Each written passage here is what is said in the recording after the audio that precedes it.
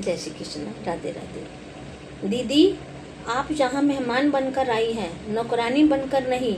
भाभी के इन शब्दों ने अंजलि को मुस्कुराने पर मजबूर कर दिया, लेकिन उसे नहीं पता था कि रसोई से शुरू हुई ये बहस आज परिवार के भविष्य की नींव रखने वाली है। बुआ, ओ बुआ, दादी माँ कमरे में बुला रही हैं, कह रही हैं कोई बहुत ज़रूरी बात है। 4 साल का नन्हा गोलू दौड़ता हुआ रसोई में आया और अंजलि का पल्ला पकड़कर खींचने लगा।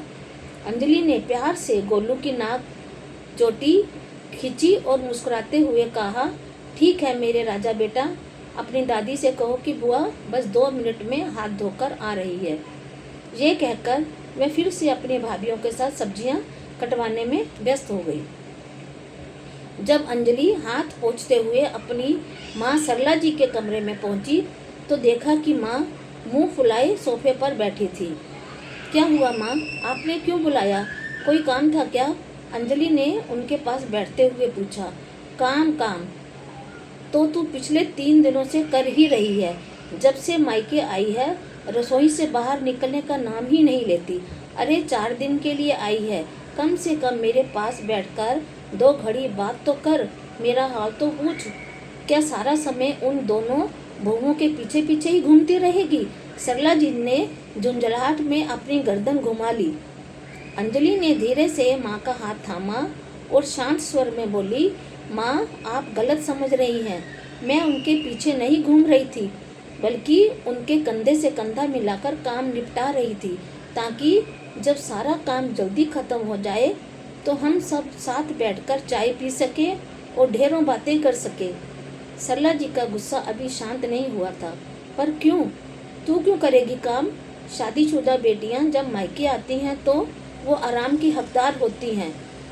पहले रीता अकेली थी तो कुछ और बात थी, अब तो स्वाति भी आ गई है। 2 बहुओं के राज में मेरी बेटी चूल्हा फूकेगी, ये मुझे बर्दाश्त नहीं। तू बस मेरे पास बैठ और हुक्म चला। अंजलि ने एक ठंडी आह भरी और अपनी माँ की आंखों में झांकते हुए कहा, मेरी प्यारी माँ, आज आपकी बातें मुझे मेरी सास की याद दिला रही हैं। याद है जब मैं शादी के शुरुआती सालों में रोते हुए आपको फ़ोन करती थी, जब मेरी तीनों नंदे एक साथ आती थी और सोफे पर बैठकर मुझ पर हुक्म चलाती थी। सुबह की चाय से लेकर रात के बर्तन तक मैं अकेले पीती थी और कहती थी कि भाभी को सलीका नहीं है। सरला जी खामोश हो गई। अंजलि ने अपनी बात जारी रखी, तब आपने ही मुझसे कहा था कि एक माँ को अपनी बेटियों को समझाना चाहिए कि मिलजुल कर रहने से रिश्तों का बोझ कम होता है।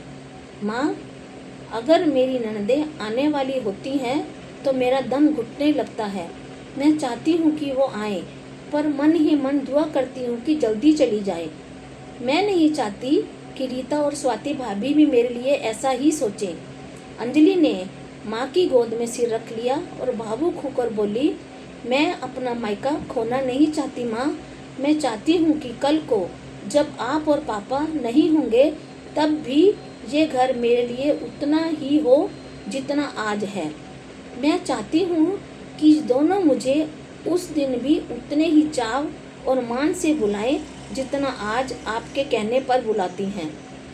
इसे मेरा स्वार्थ कह लीजिए माँ, लेकिन मैं आज मेहनत का निवेश कर रही हूँ ताकि ताउम्र मुझे अपनी भाभीयों के प्यार का रिटर्न मिलता रहे। सरला जी की आंखों के कोर गीले हो गए। उन्हें समझ आ गया कि उनकी बेटी ने कड़वे अनुभवों से कितनी मीठी सीख दी है। तभी कमरे के दरवाजे पर स्वाति हाथ में मोबाइल लिए चहकती हुई आई। अंजलि दीदी, सारा काम निपट गया है, शाम का शो बुक करूं? हम सब साथ में मूवी देखने चलेंगे। पीछे से बड़ी बहू रीता भी आ गई और बोली, हाँ माँ जी, आप चिंता मत करना, हमने रात का खाना भी आधा तैयार कर दिया है।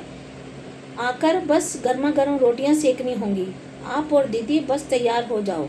सरला जी ने मुस्कुराकर अंजलि के सिर पर हाथ फेरा और बहुओं से कहा, जाओ बहुओं, तुम लोग घूम आओ।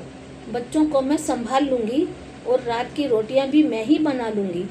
मेरी बेटी ने आज मुझे सिखा दिया कि रिश्तों की रसोई में जब सब मिलकर हाथ बटाते हैं तो स्वाद 2 गुना हो जाता है। अंजलि ने तिरछी नज़रों से माँ को देखा और आंखों ही आंखों में पूछा, कैसा लगा मेरा निवेश? सरला जी सिर्फ मुस्कुरा रही थी। कैसी लगी मेरी कहानी? अगर आपको अच्छी लगी तो प्लीज़ मेरे चैनल को सब्सक्राइब करें, लाइक करें, कमेंट करें। धन्यवाद।